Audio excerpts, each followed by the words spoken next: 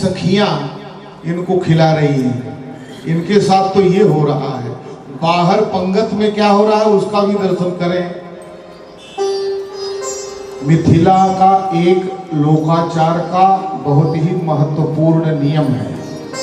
सर्वप्रथम सुपोदन सुरभि सरप, यह प्रथम परोसा जाता है। अयोध्या वालों को ये बात का ज्ञान नहीं। ये सूप कहते हैं दाल को, सूप कहते हैं दाल। मैं संकट आपका दूर कर रहा हूं, चिंता मत करिए। सूप कहते हैं दाल को, ओदन कहते हैं चावल को, और सरपी कहते हैं शुद्ध सुरभि देसी गाय के शुद्ध घी को।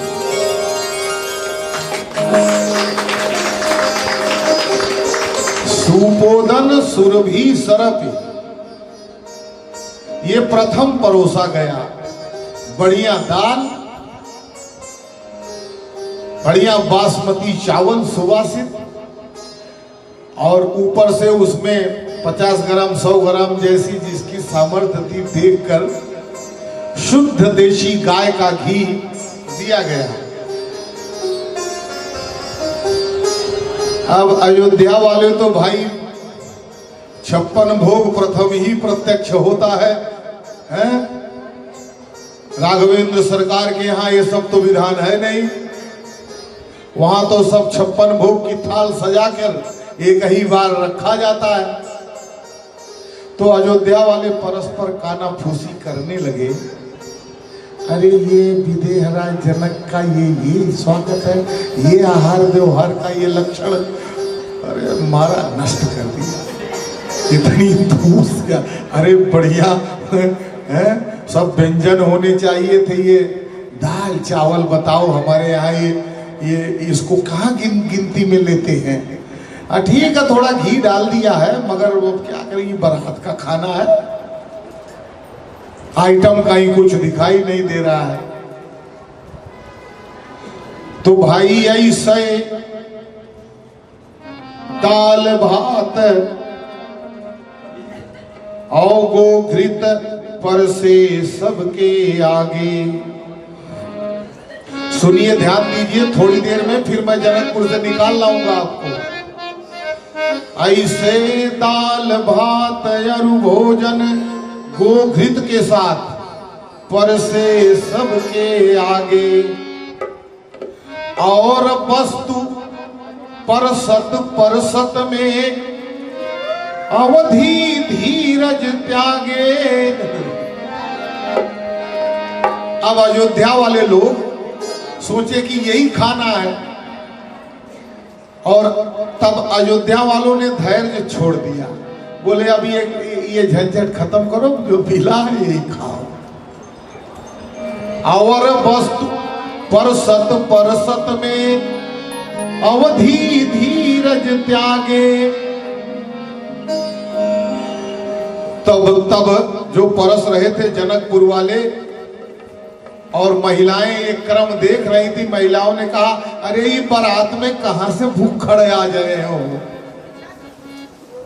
व्यंजन तो सब परस लेते हो। महिलाएं ठिठोली करती हैं, व्यंजन तो सब परस लेन दो, सुनी अवधि शर्मा गए। अब दुविधा में ना सिमटत बने, न खात है रघुनंदन, और ये गारी है ससुरारी की सौगात है रघुनंदन। गारी है ससुरारी की सौगात रघुनंदन। अब दुविधा में ना सिमटत बने, न खात हो रघुनंदन, ये गारी है ससुरारी की सौगात है रघुनंदन। ये गारी है ससुरारी की सौगात रघुनंदन।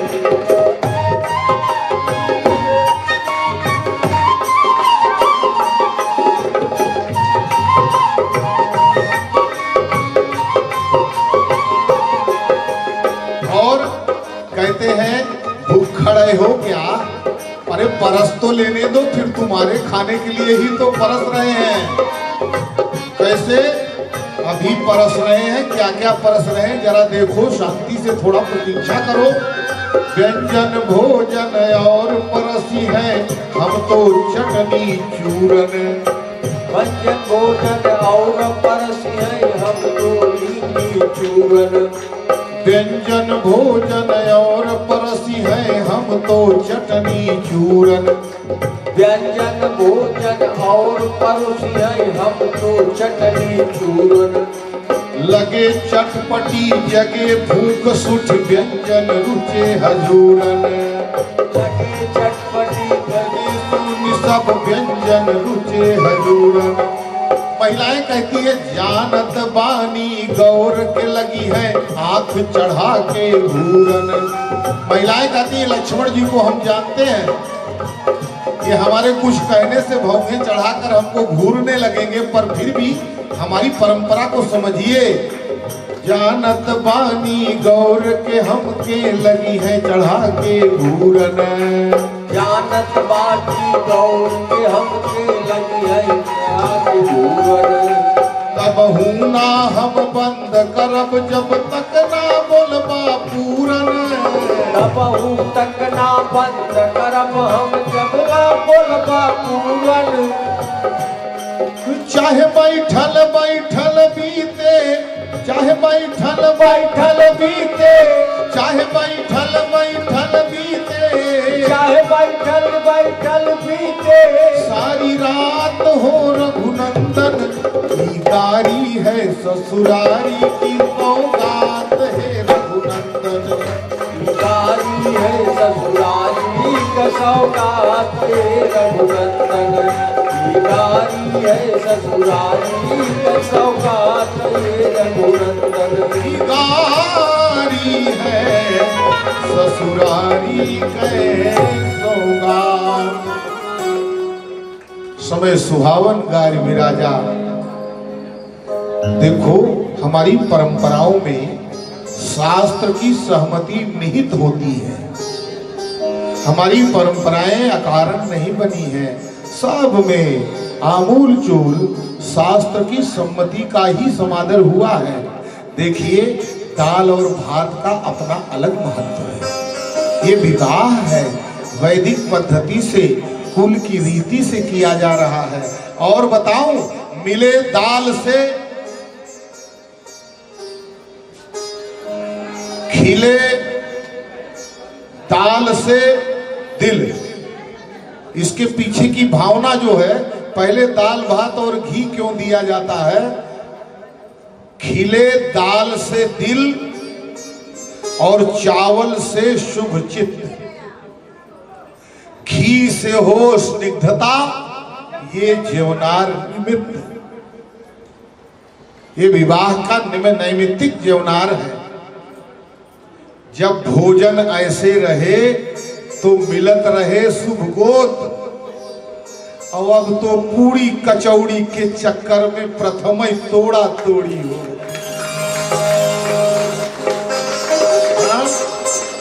अब तो इधर विवाह हुआ नहीं कि इस सोमवार को बहू आई है और अगले सोमवार को दोनों पक्ष कोर्ट में खड़ा है।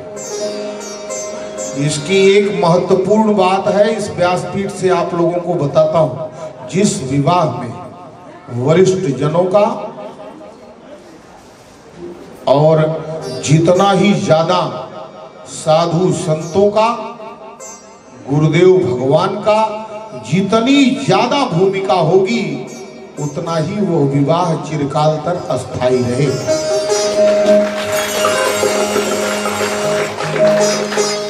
अब तो कल ही आते हैं कहीं और बोलते हैं आशीर्वाद दो। अरे भैया गला दबा के आशीष लोगे?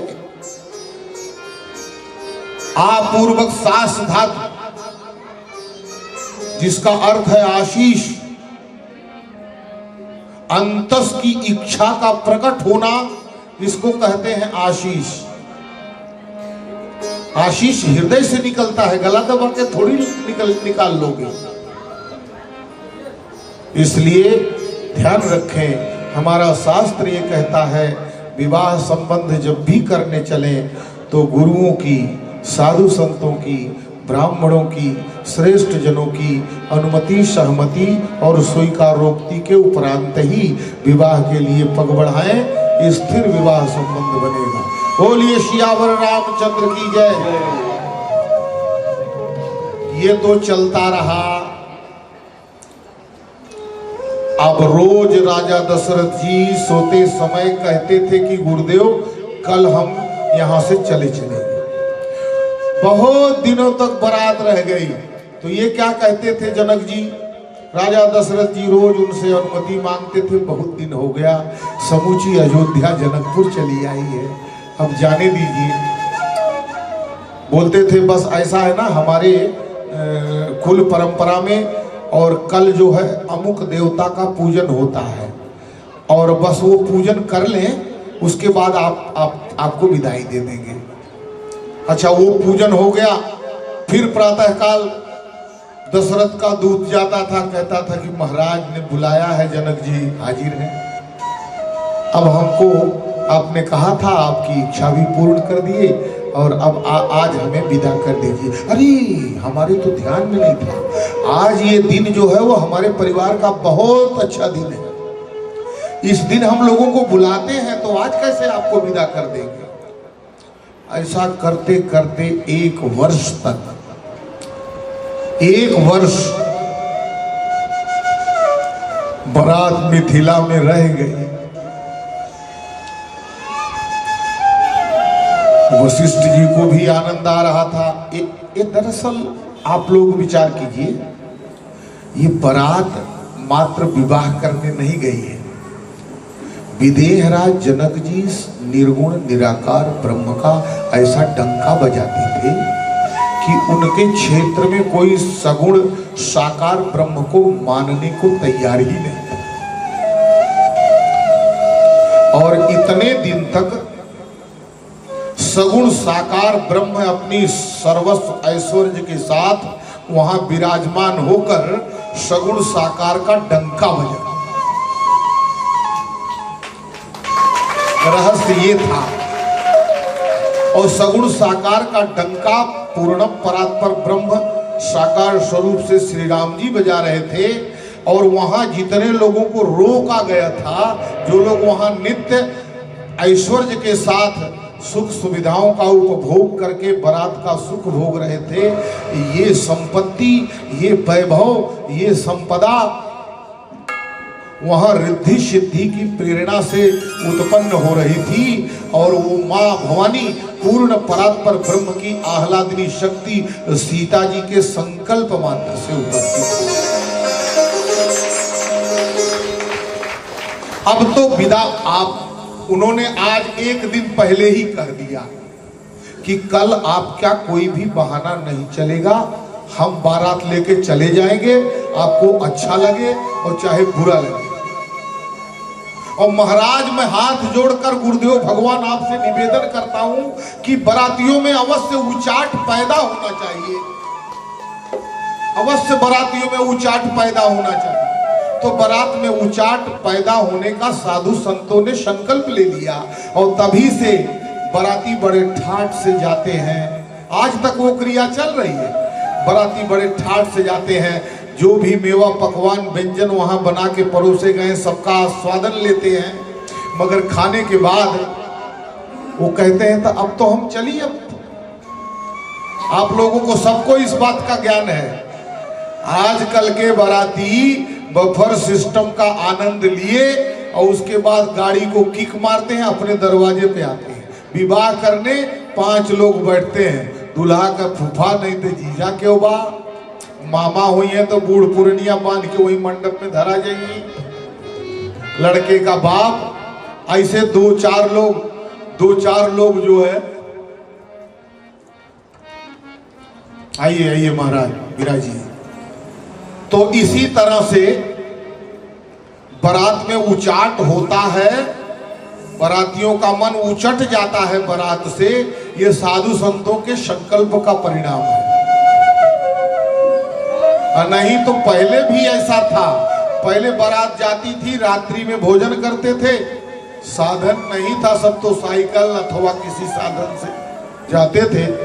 पर फिर भी सूर्योदय होते ही वो कुछ दहिया देते हैं, वो पकड़ाया और बोले कि अब तक हमें छुट्टी दे देता तो चलित करे। सवेरे बारात खाली हो जाती थी। ये साधुओं का संकल्प है दशरथ जी के निवेदन के उपरांत कि बारात में उचाट पैदा कीजिए, नहीं तो साल साल भर बारात। ये तो एक राज्य और दूसरे राज्य की व्यवस्था है, पर भगवान और भवानी के संयोग की बात है। साधारण मनुष्य इस भांति किस प्रकार रोक सकेगा और कैसे कोई रुकेगा। इसलिए यह उचाट पैदा किया गया और अंततोगत्वा विदाई का क्रम हुआ। एक बात महत्वपूर्ण आप लोग जान लीजिए, उसके बाद विदाई कर लेते हैं। राम जी से महिलाओं ने एक बात बड़े प्यार से कही कि भैया हम जो कहते हैं वो परंपरा आप बड़ी सहजता से हमारा निभाह देते हैं, आपने कुछ मांगा नहीं। लक्ष्मण जी देखो मांग रहे हैं, शत्रुसूदन मांग लेते हैं, जो मन करता है और दिया जाता है। मगर आप और आपके भाई भरत ने तो कुछ मांगा ही नहीं। अच्छा भरत जी बताइए आपने क्यों नहीं मांगा?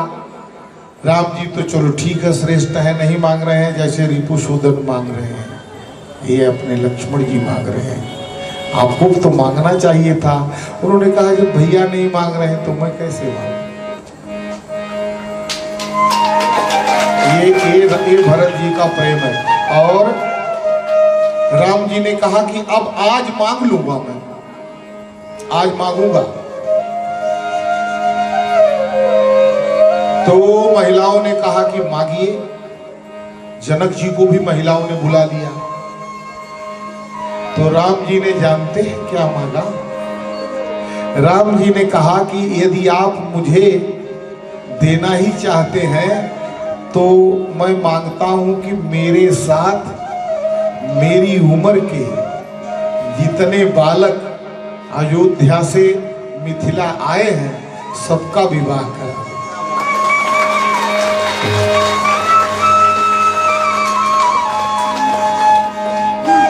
तब भरत जी दौड़ के गए, बोले भैया मेरे वो जो चारों है ना उसमें तो 2 ब्राह्मण बालक हैं मेरे साथ, उनका भी ध्यान रखिएगा।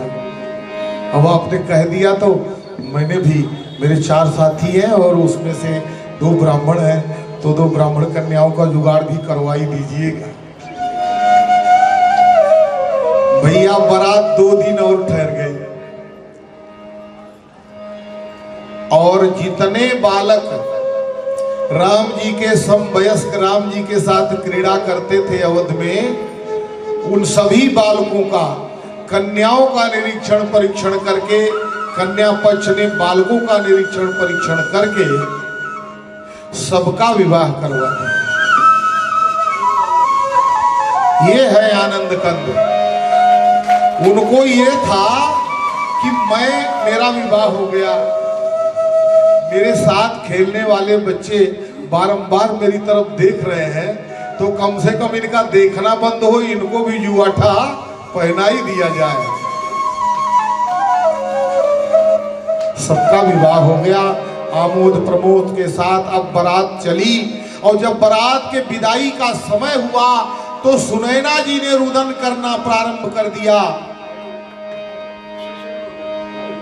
और सुनैना जी ने जब रोना शुरू कर दिया तो जनक जी ने कहा कि क्यों रोती हो? अरे तुम्हारी कन्या का विवाह हो गया श्री राम जैसे राजकुमार के साथ। मांडवी, श्रुति, कीर्ति, उर्मिला का भी विवाह क्रमशः भरत, शत्रुसूदन और लक्ष्मण के साथ करा दिया गया। चारों पुत्र और हमारी चारों कन्याएं अपने अपने वर के साथ ये देखिए सुशोभित हो रही हैं। अब रुदन का क्या है? बोली कि दहेज देने विदाई के समय आप क्या देंगे? तो विदाई के समय क्या देंगे? जो दिया, जो बन पड़ा वो दिया है। विदेहराज जनक ने कहा मैं क्या दे दूं? मैं स्वर्ण दे दूं, स्वर्ण भंडार दे दूं तो भी कम होगा, क्योंकि राजा दशरथ के यहां तो सोने का महल है। आप अयोध्या गए हैं? अयोध्या गए होंगे तो आपको मालूम होगा कि कनक भवन है, और कनक भवन जिसके पास हो सोने का महल, उसको कुछ सोना दे देंगे तो किस काम का है। लज्जित हो गए जनक जी और रोने लगे कि मैं क्या दूं जो राजा दशरथ के योग्य हो। और दोनों का मां और पिता का रुदन देखकर परम ऐश्वर्यवान मां भवानी परापर ब्रह्म की आह्लादिनी शक्ति सीता जी ने रिद्धि सिद्धि को प्रेरित कर प्रकट कर दिया और उस कन्या ने अपने पिता से और माता से कहा कि मैं आपका यह नेत्र जो सदा सर्वदा समक्ष देखता है उसे झुकने नहीं दूंगी मैं। बताइए, राजा दशरथ के पास जो वस्तु नहीं होगी उसका अंबार लगा दूंगी मैं। आप निर्णय करके बताइए। बोले सोना तो बहुत है, चांदी की गिनती ही क्या है। अगर अब इसके आधार पर तो अगर मणियां दी जाए तो ही उनका कुछ महत्व है, और मणि कहां है। सीता जी के संकल्प से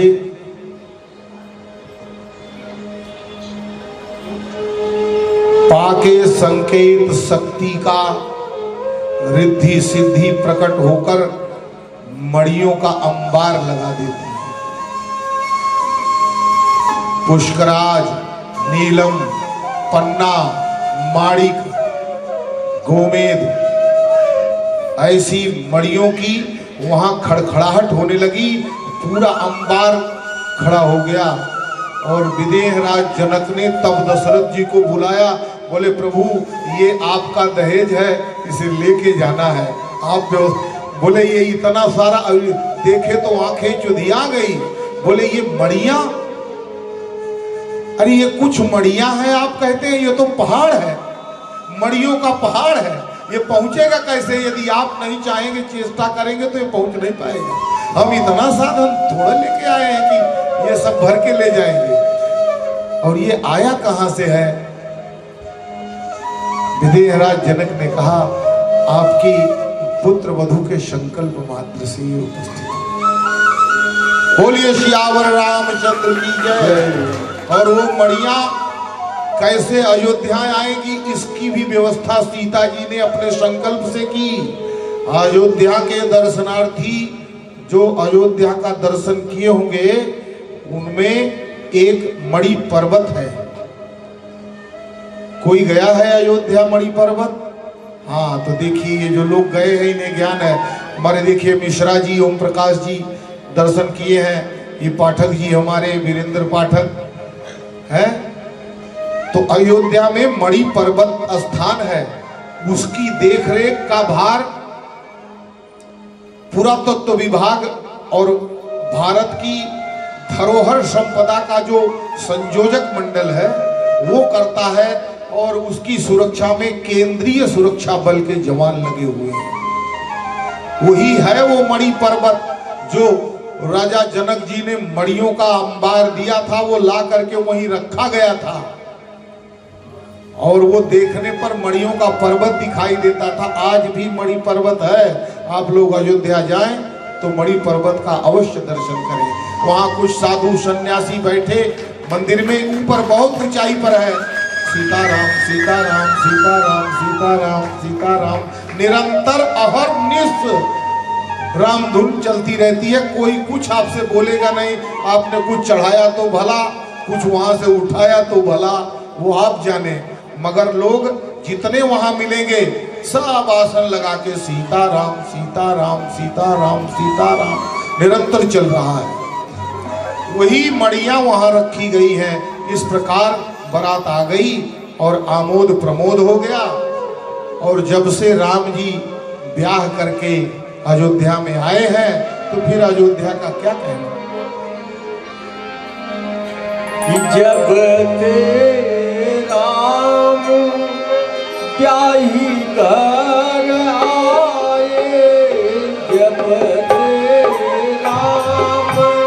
याही घर आए।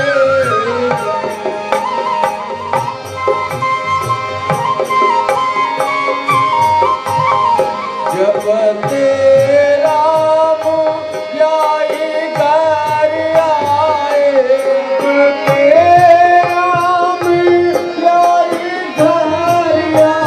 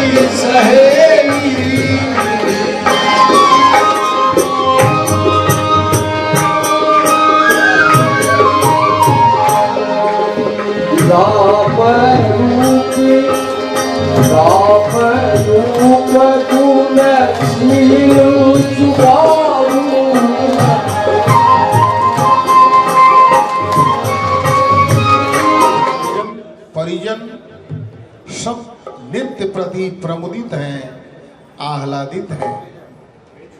राम जी का स्वभाव ऐसा है, राम जी का प्रभाव ऐसा है, राम जी का अपने जनों के प्रति लगाव ऐसा है कि उसकी सराहना पूरे अवध प्रांत में व्यापक रूप से प्रसारित हो रही है। और सीता जी के आगमन से मानो प्रकृति की समूची छटा अयोध्या में ही निवास कर रही है। मां सरजू की शस्य श्यामल धरा, स्वल्प पंख नहीं तीर, किनारे कहीं भी जाकर मंजन कर लीजिए, कीचड़ का कोई लेश मात्र भी महत्व नहीं है। कंचन की तरह चमकती हुई मां सरजू की धारा समूची धरा को शीतलता प्रदान करती है। राजा दशरथ भी अचंभित हैं कि इतनी सुंदर तो अयोध्या इसके पूर्व नहीं लगती थी।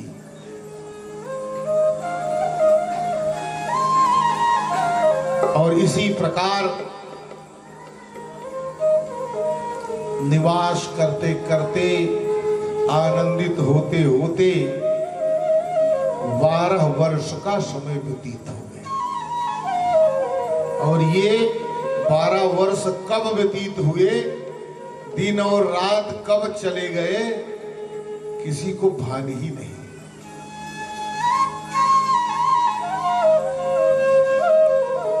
और अब राजा दशरथ जी राज्य का कार्यभार देखने के लिए आज कई दिनों के उपरांत राजप्रासाद में उपस्थित हुए हैं। सिंहासन पर बैठकर और उन्होंने कुछ विचार किया।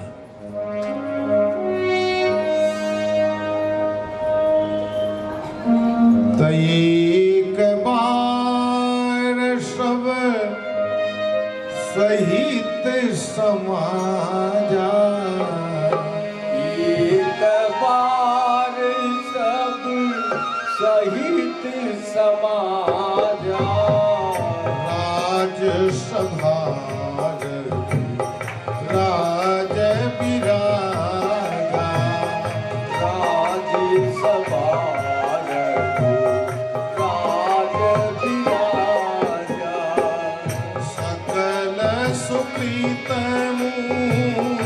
रति नर नाहु, सकल सुखित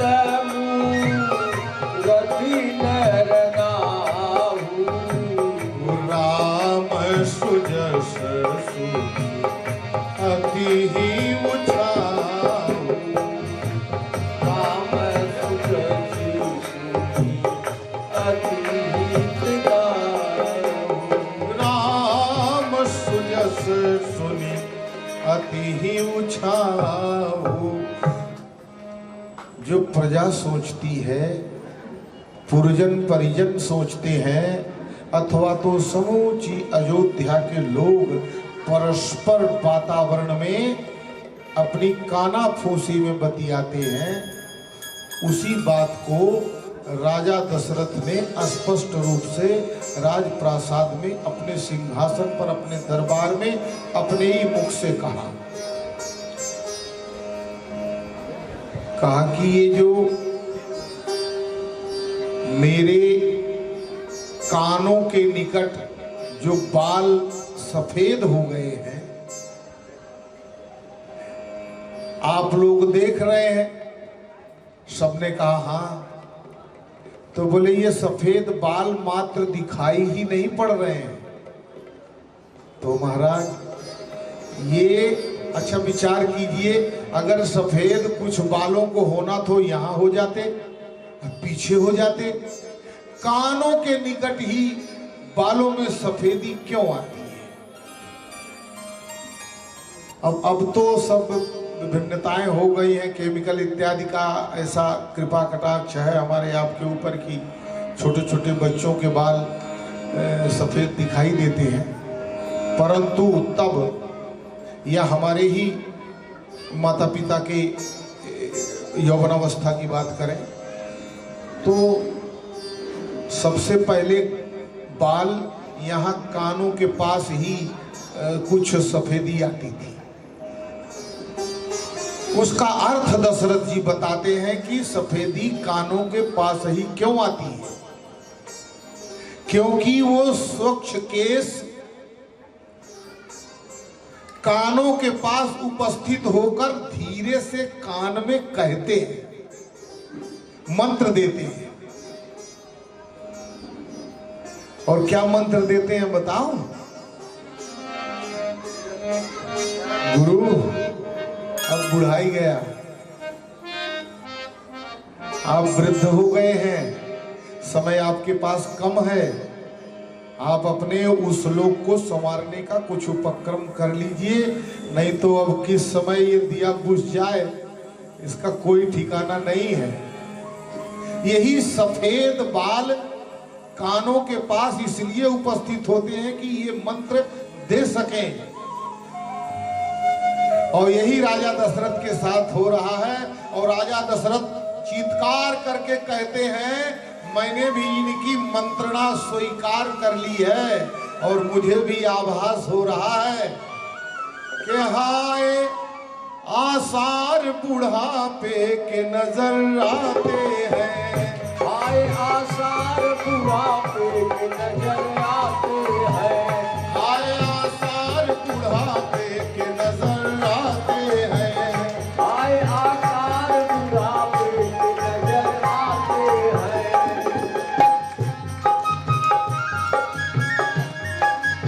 क्या बात है, क्या बात है।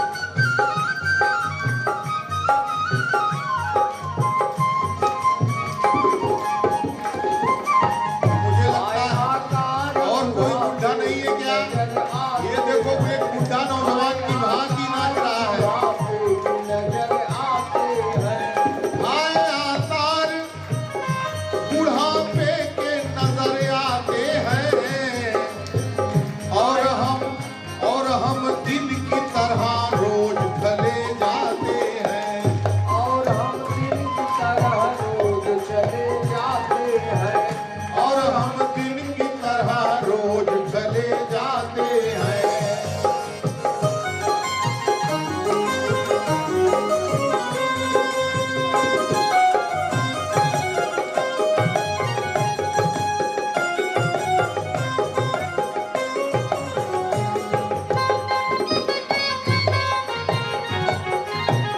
हाय आकार बुढ़ापे के नजर आते हैं।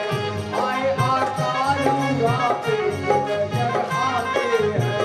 शाह बालों की ये काले काले घुघराले बाल जो सदैव लटकते थे मस्तक पर, उन्हीं की अंधेरी में हम भी अंधे हुए घूमते हैं। शाह बालों की अंधेरी में थे हम भी अंधे। साबालों की अंधेरी में थे हम अंधे। शाह बालों की अंधेरी में थे हम भी अंधे। साबालों की अंधेरी में थे हम भी अंधे। और स्वप्न में भी नहीं सोचा कि लुटे जाते हैं। स्वप्न में भी सोचा लुटे जाते हैं। स्वप्न में भी नहीं सोचा कि लुटे जाते हैं। स्वप्न में भी नहीं सोचा लुटे जाते हैं। हाय आसार बुढ़ापे के नजर आते हैं और हम दिन की तरह रोज ढले जाते हैं। हाय आकार बुढ़ापे के नजर आते हैं। और हम दिन की तरह रोज चले जाते हैं।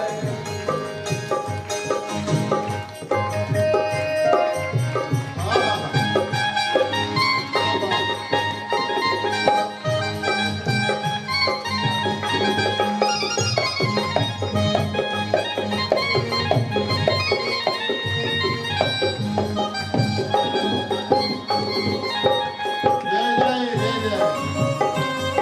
अच्छा, एक ने स्वीकार किया था, अब दूसरे की समझ में आई।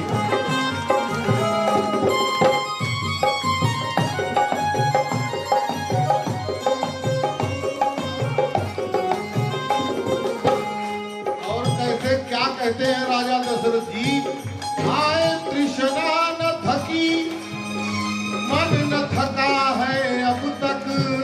हाय कृष्णा न थकी मन न थका है अब तक। हाय तृष्णा न थकी मन न थका है अब तक।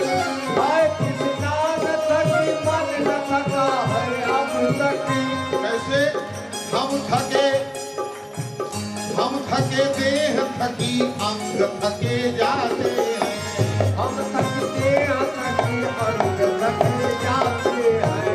आए आसार बुढ़ापे के नजर आते हैं और हम दिन की तरह रोज ढले जाते हैं। हाय आकार बुढ़ापे के नजर आते हैं। और हम दिन की तरह रोज चले जाते हैं।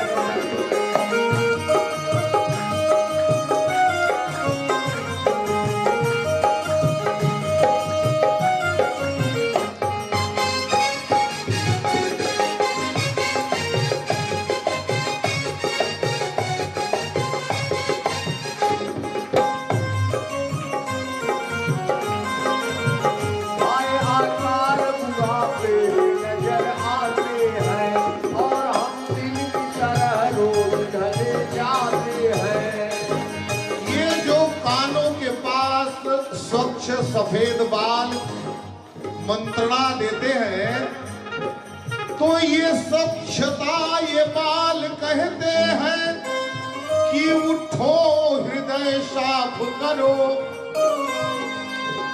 ये सफेदी ये कहती है कि उठो हृदय साफ करो, वरना पड़ता है ग्रहण चंद्र ग्रसे जाते हैं। वरना पड़ता है ग्रहण चंद्र ग्रसे जाते हैं। वरना पड़ता है ग्रहण चंद्र ग्रसे जाते हैं। आए आसार बुढ़ापे के नजर आते हैं और हम दिन की तरह रोज ढले जाते हैं।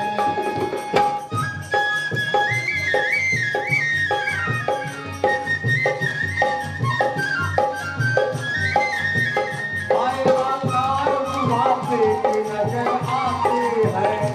विचार करें तो आयुर्नश्यति पश्यताम प्रतिदिनम जात क्षयं यौवनम प्रत्यायांति गताः पुनर्न दिवसाः कालो जगत भक्षकः।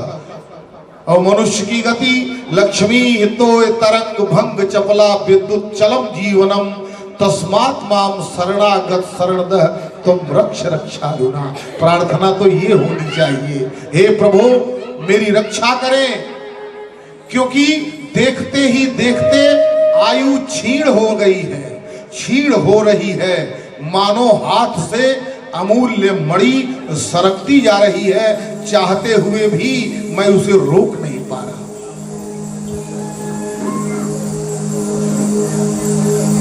जो दिवस आज समक्ष उपस्थित हुआ सूर्यास्त के समय वो खिसक गया, और जो खिसक गया वो फिर जीवन काल में उसकी पुनरावृत्ति नहीं होगी, वो गया। फिर भी मनुष्य लक्ष्मी के, लोभ के, ईर्षा के, द्वेष के, दाह के, जलन के, क्रोध के परिवार में फंसा रहता है और इस मूल वस्तु को क्यों नहीं समझता। कालस्य मुखग्रास, काल के मुख में प्राणी ग्रास बनकर बैठा हुआ मुंह में है। अब ये उसकी रजा है कि कब वो अपना मुंह बंद कर दे।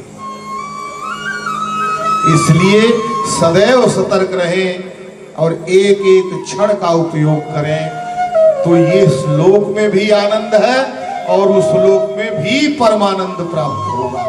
बोलिए सियावर रामचंद्र की जय। और यही सोच कर राजा दशरथ ने निर्णय लिया कि अरे मैंने तो बहुत देर कर दी, बड़ा विलंब हुआ। गुरु जी के पास जाते हैं और गुरु जी से कहते हैं, गुरुदेव मैंने आपके आदेशानुसार आपके मार्गदर्शन में अनेक काल से, चिरकाल से राज्य का भार संभाल रहा हूं, मगर अब आप एक काम कीजिए। बोले कौन सा काम? बोले जिस तरह से मेरे महात्मा पूर्वज राज्य का भार संभालने के उपरांत अपने वर्ण धर्म का भी उन्होंने पालन किया, गृहस्थ का पालन किया, ब्रह्मचर्य के उपरांत संपूर्ण गृहस्थ सदगृहस्थ बनकर बिताया, वानप्रस्थी भी हुए समयानुसार, और फिर वहीं से सन्यास आश्रम को ग्रहण करके मोक्ष को प्राप्त किया। ये मेरे महात्मा पूर्वजों का बताया हुआ मार्ग है, मैं भी इसी मार्ग पर जाना चाहता हूं। तो उन्होंने कहा कि ठीक है, आपका विचार आपकी इच्छा पर निर्भर है, पर आप कहीं और ना जाकर घर में ही एकांतवास करें तो भी उचित होगा। तो राजा दशरथ ने कहा ठीक है, ये बात पर आपकी बात है तो उसका कोई अनादर तो नहीं है, पर एक काम तो करिए, राम के विषय में मेरी समूची प्रजा ये कहती है कि मधुरभाषी है, निर्मल हैं, राजा के जो गुण चाहिए वो राम में विद्यमान हो गए हैं। और मेरी भी ये अवस्था हो गई है। राम को अगर अयोध्या का राजा बना दें और हम भगवान की आराधना उपासना में लीन हो जाएं, तो इससे उत्तम तो मेरी समझ में कुछ नहीं आता।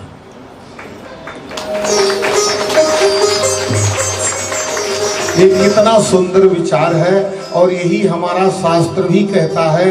यही विधि निषेध के निर्णय से भी हमें ज्ञात होता है कि जब बालक सुयोग्य हो जाए तो हमें भी उसी के कंधे पर अपनी समूची संपदा का भार देकर और श्री राम जी की शरण में चले जाना चाहिए।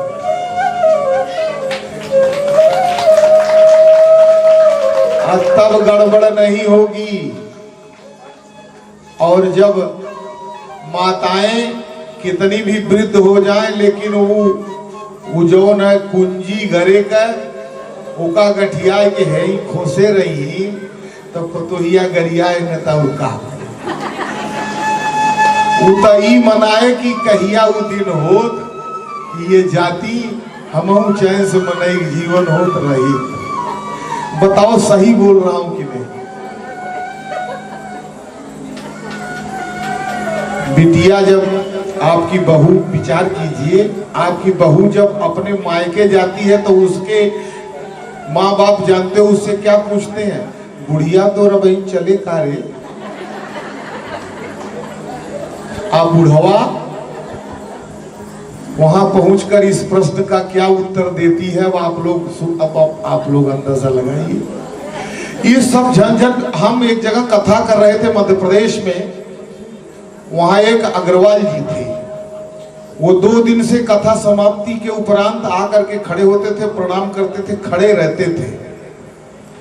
तो एक दिन मेरी दृष्टि गई, मैंने सोचा संभवतः ये मुझसे कुछ कहना चाहते हैं। बुलाया मैंने वही मंच पर, अब कथा संपन्न हो गई थी, तो हमने कहा जिज्ञासु हैं, कुछ पूछना चाहते हैं। बुलाए, ऐसे ही आसन था, बिठाया। हमने कहा आप कुछ कहना चाहते हैं? हाँ दयालु, पैर पे पड़ गए और एकदम लगभग रोने लगे।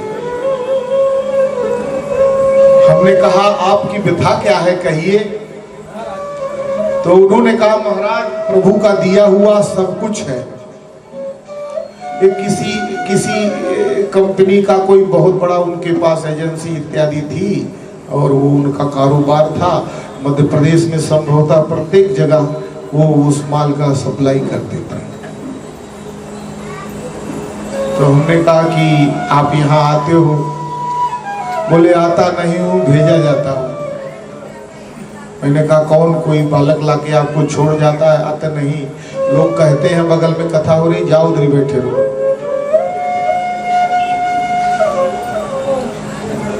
कोई सुनता नहीं घर में। बहुओं का तो प्रश्न ही नहीं उठता है। जब बेटे नहीं सुनते तो बहू क्या सुनोगी? कोई मंत्र तंत्र आपके पास हो तो कुछ उपाय कीजिए। हमने कहा हाँ एक मंत्र मेरे पास है, मैं आपको देता हूं और कोई कुछ नहीं बोलेगा। बोले महाराज दीजिए, कब कल मिलूं क्या? बोला नहीं अभी लेके जाइए। तो बोले बताइए। 500 रुपए का नोट रखा उन्होंने। उस मंत्र की कीमत संभवतः उनकी समझ में आई होगी। कैसे करना है वो सब बता देना। मैं बोला सब अभी बता देता हूं। बोले बताइए प्रभु। हमने कहा बस तुम बोलना बंद कर दो।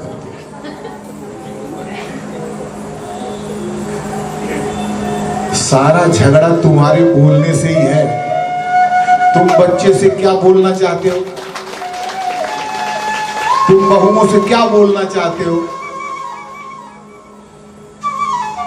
चाबी अपने पास मत रखो और मुंह कर लो बंद। याद करो प्रभु को, यही मूल मंत्र है। ना तुमसे कोई कुछ कहेगा ना तुम किसी से कुछ कहो। और जब बिना मतलब हर बात में टांग अड़ाओगे तो गाली तो खाओगे, वो तो बनता ही है। क्योंकि तुम्हारा समय और था, बच्चों का समय और है। तो एक ये मूल मंत्र घर में शांति का इस व्यासपीठ से फ्री में लेके जाइए। समय हो गया है आपका, वानप्रस्थी बनिए, प्रभु की आराधना कीजिए और वानप्रस्थ आश्रम का अर्थ समझिए। धीरे धीरे अपनी संपदा की रस्सी अपने बच्चे के हाथ में दीजिए। हाथ देखते रहिए, कभी टाइट करिए, कभी फ्री छोड़ दीजिए। इसी को कहते हैं वानप्रस्थ, यानी कि धीरे धीरे संसार से विदा होने की क्रिया को अपनाना। और जब लगे कि हाँ सब कुछ ठीक ठाक है, इनकी गृहस्थी चलेगी, हमारे कुल परंपरा की मर्यादा का हनन नहीं होगा, ये जिएंगे अपनी वंश परंपरा के अनुसार, और तब धीरे से खिसक कर प्रभु के चरण की शरण ले लो। नहीं तो यही कहोगे कि हीरा गंवाया माटी के मोल।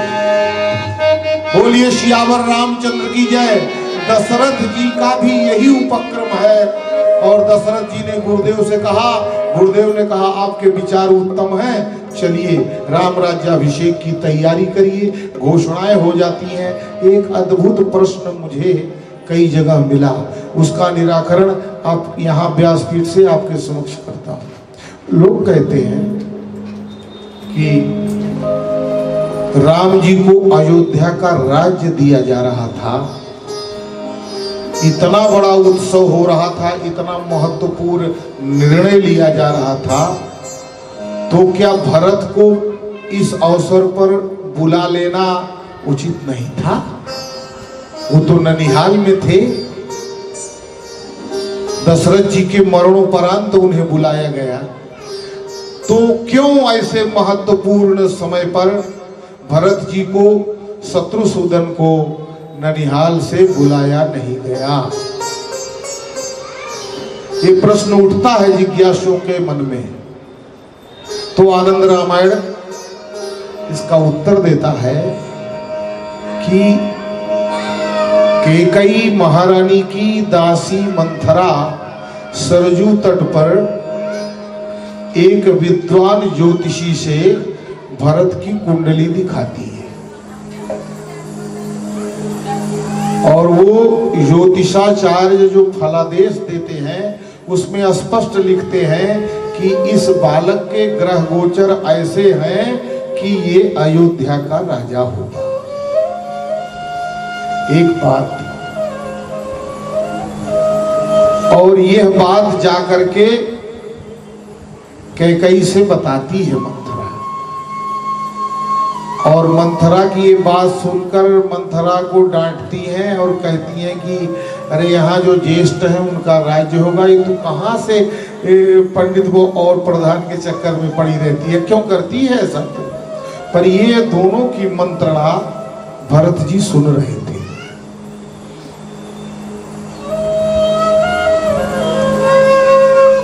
इसका समय होगा 14 वर्ष में कभी भी भरत अयोध्या का राज्यभार संभाल लेंगे। और भरत जी रोते हुए सरजू तट पर चले जाते हैं। रात्रि किसी तरह व्यतीत होती है और वहीं सरजू जी का जल हाथ में लेकर ये सौगंध खाते हैं कि अगर 14 वर्ष में ये अनिष्ट होने वाला है तो मैं 14 वर्ष अयोध्या में रहूंगा ही, क्योंकि मैं मेरे भैया राम के होते हुए अयोध्या का राज सिंहासन स्वीकार नहीं करूंगा। यही बात है। प्रातः काल ही भरत जी तैयार होते हैं और पिताजी से आदेश लेते हैं, कहते मुझे आज्ञा दीजिए। तो कहाँ जा रहे हो? मैं जा रहा हूँ नाना के यहाँ। नाना के यहाँ जाने की कोई जिद करे तो किस बाप का साहस है जो उस बालक को रोक देगा? भाई दशरथ जी चुप रह गए और दौड़कर शत्रुसूदन भी भरत जी के साथ रथ पर सवार हो गए। और जब रथ चलने लगा तो भरत ने कहा 14 वर्ष के पहले नहीं आऊंगा, मुझे बुलाना मत। ये है भरत का और राम का प्रेम। इसीलिए उनको कभी बुलाता नहीं था कोई कि ये 14 वर्ष के पहले नाना के यहाँ से नहीं आएंगे। और जाकर डटकर अपने नाना से कैकेयी नरेश से कहते हैं कि नाना मैं 14 वर्ष तक आपके पास ही रहूंगा। अरे उन्होंने कहा नाती मैं अपने राज्य का विभाजन कर दूंगा, तुम कैकेयी नरेश बनो रहो। अयोध्या में बहुत कुछ होगा, होने दो, तुम्हारी मनसा का पालन मैं करूंगा, मैं तुम्हें कैकेयी नरेश बना दूंगा। भरत जी ने कहा यही नरेश बनाने के चक्कर में तो मैं यहाँ आया, मैं श्री राम जी की भक्ति ही करूंगा, मुझे नरेश सुरेश नहीं बनना है, ये हमारे मामाओं को बनाओ, मुझे बस यहाँ शांति से रहने दो। और सुख पूर्वक भरत जी शत्रुसूदन के साथ ननिहाल में रहते थे। दशरथ जी यदि मर न गए होते,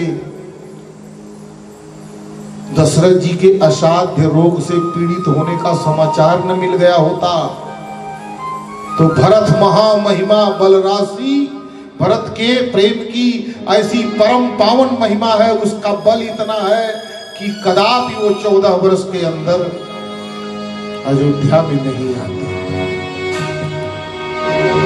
इसलिए राम राज्य का ये घोषणा हुई।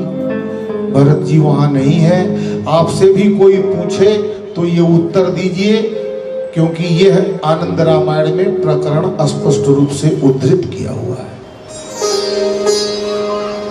मैं अपनी तो कुछ कहता ही नहीं,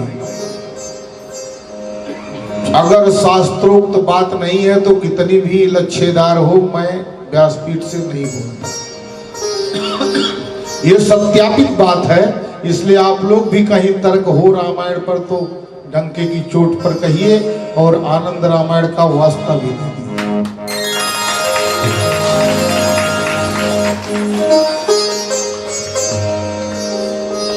राम राज्य की घोषणा कर दी गई, चतुर्दिक ध्वज पताक तोरण लगाए गए,